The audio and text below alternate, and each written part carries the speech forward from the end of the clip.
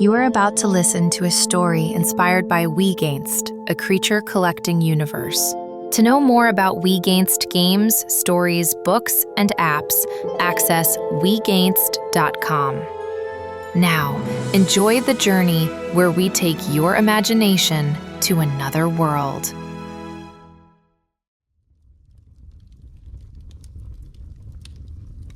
For the past 20 years, my life has been rope. Not tying it, not cutting it, trancing it. Pull, twist, lock, repeat. One rope after another, no rest, all in, until my hands learned the pattern better than my head did. After my mom passed, the ropes became the closest thing I had to home. Because ropes don't leave, and they don't change their mind. They just wait for you to do the next move. Lately, I still trance them, but the feeling is gone. The work happens, and I watch myself doing it from far away, as if my arms belong to someone else. I can keep going like that, but I'm tired in a way that sleep doesn't fix. So I went to Areth for supplies. Oil, hooks, cord, anything that makes rope behave, thinking the sea air would clear my head. It didn't. The rain got worse, loud and heavy, and the docks turned slick enough to break a wrist. I tried to push through it anyway, but the storm shoved me into the nearest shelter. And that's how I ended up in that shithole called the Rusty Lifeboat. Inside, it was old wood and warm smoke. Buckets sat under leaks, and someone had nailed metal sheets to the ceiling, as if shame could hold back water.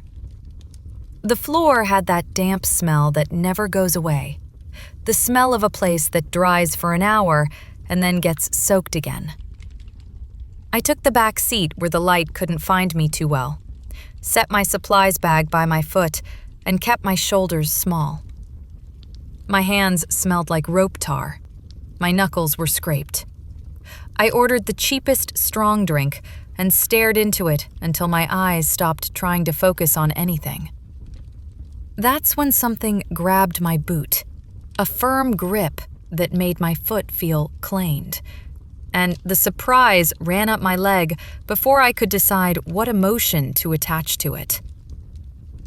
When I looked down, a small creature was crouched by my shoe. Black body, white fur standing up in rough spikes, red eyes that blinked wrong, too slow and too sure. It tapped the floor with a thick little fist. Tap, tap, tap. Then bit my shoelace. Not enough to tear it, just enough to tell me it could. I held still, because my hands know rope and my head knows trouble, and this felt like trouble wearing a small face.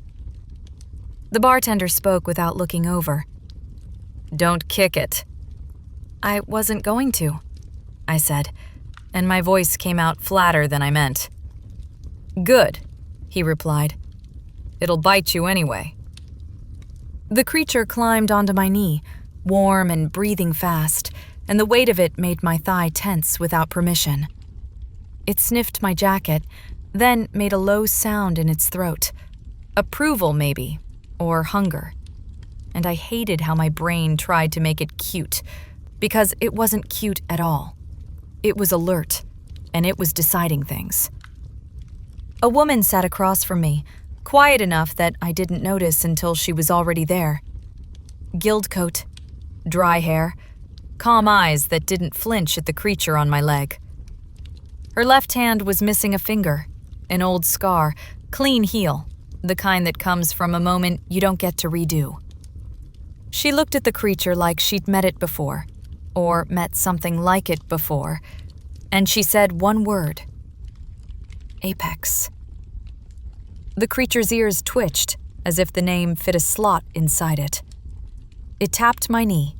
Tap, tap, tap. Then head-butted my thumb, hard enough to sting. And the sting came with a strange flash of feeling. Not fear exactly, but the clear sense that I had been noticed. "Ow," I muttered. The woman nodded once. "Good. It's checking you." I kept my voice low. "What is it?" "A Wego," she said. "That word doesn't help." "It does here," she replied, and she didn't sound annoyed, just tired. Wegos show up. They move things. They break things. People fear them. People sell them.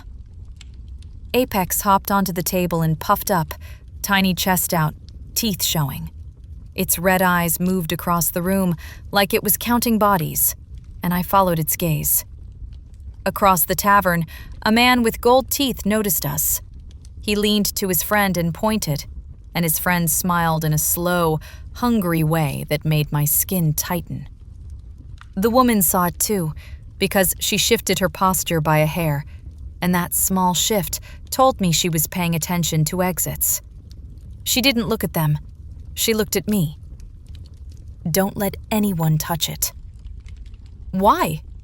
"Because it seems Apex liked you, not them," she said. Gold Teeth stood up. He didn't hurry, and that made it worse. He walked like the room already belonged to him. His friend drifted wide, circling behind my chair like a net tightening, and I felt the space shrink even before anyone spoke. Gold Teeth stopped at the edge of our table. Nice little thing," he said. "I'll pay. Name your price." Apex's spikes lifted. It didn't back away. It leaned forward, ready, like the fight had been sitting in its chest all along. The bartender made a tired sound behind the counter, but didn't move. The woman reached into her coat and pulled out a thin metal spike. Not sharp like a knife, built like a tool. Small teeth cut into the sides. A ring at the top for your finger. The moment it appeared, Apex froze so hard it looked carved. Its red eyes locked onto it, and the air around our table went dense, as if the tavern itself was holding its breath. I swallowed. "What is that?" "A plusher," she said. And she kept her eyes on my hands, not his. "You use it to claim a Wego. The one who plushes owns." Gold Teeth's smile widened. "So plush it and sell it." The woman slid the plusher across the table, but she slid it to me, not to him. And that simple move felt like a line drawn on the floor. "Not him," she said. "If he gets the plusher, he'll do it himself. And if he does it himself, Apex is his." Apex made a low sound, and it wasn't fear. It was disgust. Gold Teeth reached for the plusher anyway, quick now, impatient, and Apex exploded off the table. It hit his wrist like a thrown stone. Teeth found skin. Claws found grip.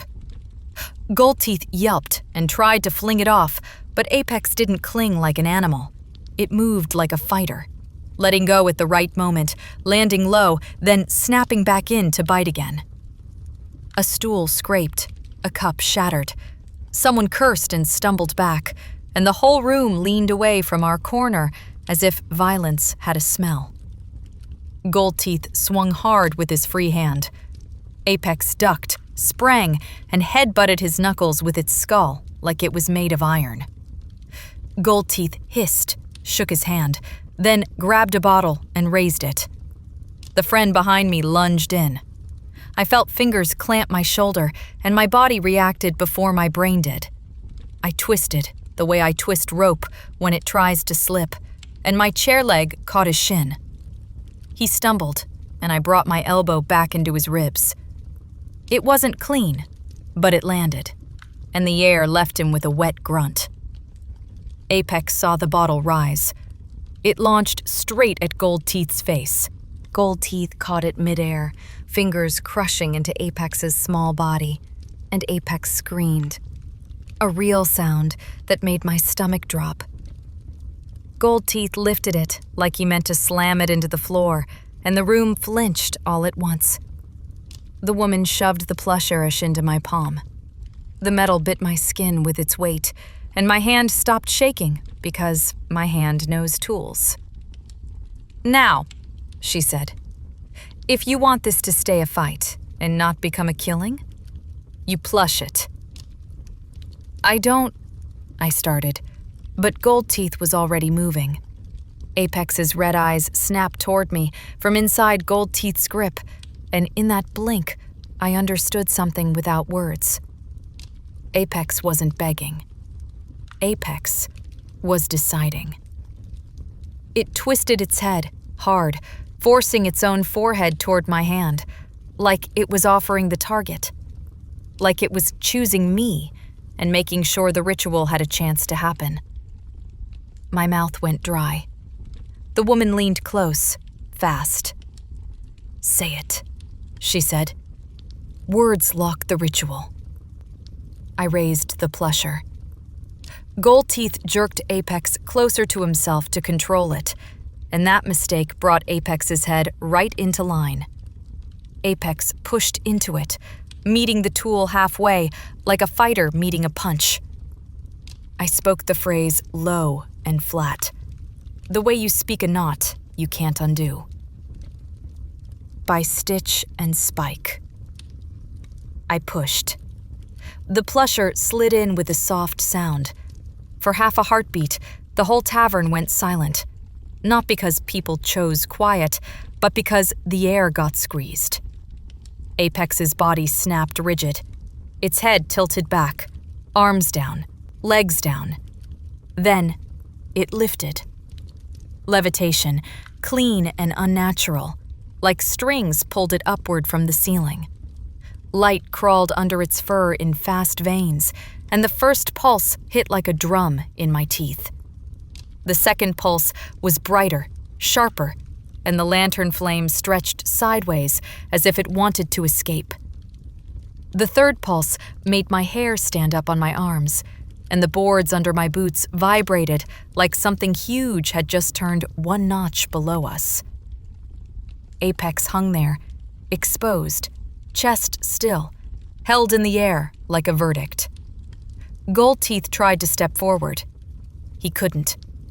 The moment the pulses peaked, a violent dome of force snapped into place around Apex, clear but felt, like a wall made of pressure. And it didn't just block, it threw. Gold Teeth went back first, sliding across wet floorboards like he got hit by an invisible hammer. His friend lifted off his feet for a second and slammed into a table, which flipped and scattered cups and coins. Even the people who thought they were far enough stumbled as the shock rolled outward. And then the dome held steady, humming, daring anyone to try again. No one did. Because you couldn't push into it. You couldn't even get close. It was a distance that felt wrong, impossible to cross, like the air itself had decided, this is not for you. Inside that invisible dome, Apex stayed suspended, and the pulses came again. Smaller now, tighter, like locks clicking shut one after another. With each pulse, the red in its eyes softened, not into kindness, but into acceptance.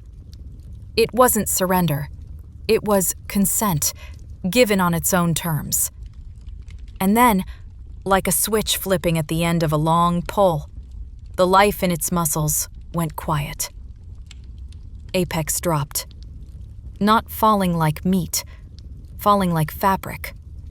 It turned into a plush midair and hit the floor with a soft thump that sounded too small for what had just happened. The dome shattered in a snap. Wind rushed back in. Noise rushed back in.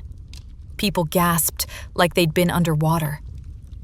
The plush Apex didn't stay on the floor. It slid across the boards, fast, straight. Like something invisible yanked it by the chest, and it landed in my hands without me reaching for it. Warm with leftover heat, heavy with a silence that didn't belong to toys. Off. Paused.